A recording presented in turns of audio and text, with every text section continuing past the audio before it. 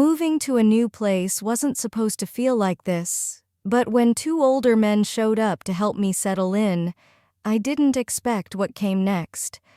Their strength, their focus on me stirred something I hadn't felt in years. That night, they showed me what it means to burn alive. Want to know what happened when they stayed for dinner? You'll need a cold shower after this one. Some neighbors know exactly how to make you feel wanted. I wasn't here to make friends, just to start over. A year of marriage gone in a flash caught my husband with his assistant, and that was it. Just me, boxes, and a Nashville house still smelling of fresh paint. I barely started unpacking when a voice hit me from behind, low, steady. Need a hand? I turned, and there they were, two older men built like they could lift me as easy as my furniture.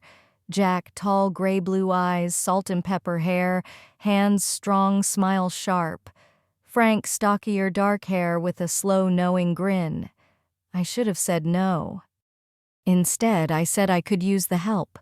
They hauled my stuff like it was nothing, muscles flexing, sweat catching the Tennessee sun. I noticed things I shouldn't: Jack's shirt tight across his shoulders, Frank's laugh rumbling deep. By the time we finished, I was breathless, and not just from the move. "You didn't have to do all this?" I said, pushing hair off my face. Jack grinned, eyes glinting. "Couldn't just watch you struggle." Frank leaned against the doorframe, arms crossed, watching me. I swallowed, feeling the air shift heavy with something unspoken. "Let me thank you proper," I said before I could think better. "Dinner." Jack's voice came quick, not a question, a statement. "Tomorrow night." Frank's smile deepened. I told myself I wasn't nervous, but I was lying. I set the table, smoothing my dress over my hips, not too fancy, just right. They showed up looking better than they should. Crisp shirts, a hint of cologne, smiles that knew too much. Wine flowed, food barely touched the tension, thick, tangible. Then one touch changed it all. I reached for the salt, so did Jack, our fingers brushing. He didn't pull back his thumb, grazing my wrist, slow, deliberate. I looked up, Frank watching, jaw-tight, hand gripping his glass. The air crackled, my pulse loud in my ears. "I should clear the table," I said, voice shaky. Jack leaned back, eyes dark. "Don't." Frank's lips curved, voice low. "We've got better things to do." Jack kissed me first, right there in my kitchen, the air thick with unspoken want. His hands found my waist, pulling me close, claiming his lips, warm, controlled, tasting me with a hunger that stole my breath. I barely registered Frank behind me, solid, steady, his chest pressing against my back, breath hot on my ear.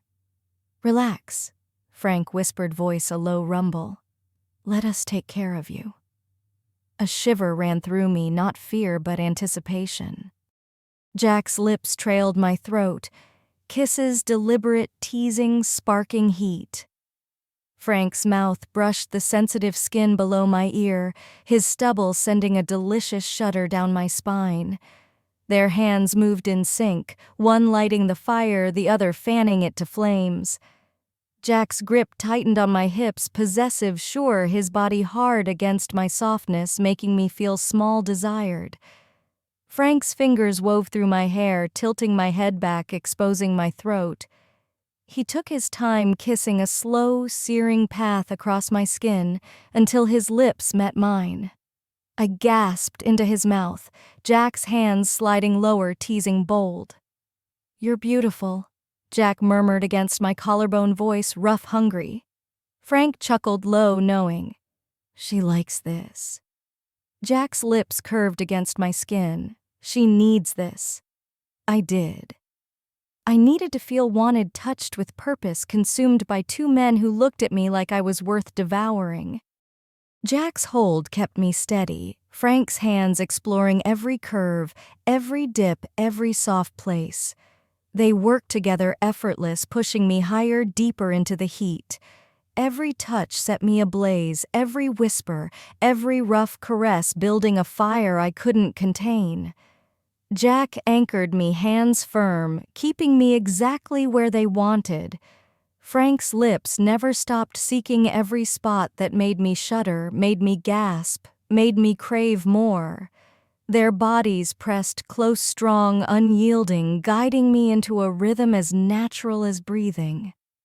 Jack's voice was raw, satisfied whispering, "That's it." Frank's fingers traced my spine, teasing possessive.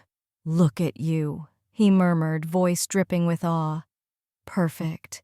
I arched into them, every nerve alight, the heat building, crashing over me like a wave. Jack's grip tightened, holding me through it. Frank chasing every aftershock, his touch relentless, worshipping. When it broke, I shattered in their arms, breath-ragged body trembling. They didn't stop carrying me through the slow, aching release until I collapsed into them, spent, satisfied. For a long moment we didn't move. Jack kissed my shoulder, slow, lazy, his breath warm. Frank's hand ran down my back, gentle grounding. I closed my eyes, a satisfied smile curling my lips. I came here for a fresh start, not expecting it to find me like this. Lying between them, breath-heavy, body humming, I realized something. This wasn't an end. It was a beginning. Have you ever found something unexpected in a new start? Drop it in the comments. Like, subscribe, hit the bell.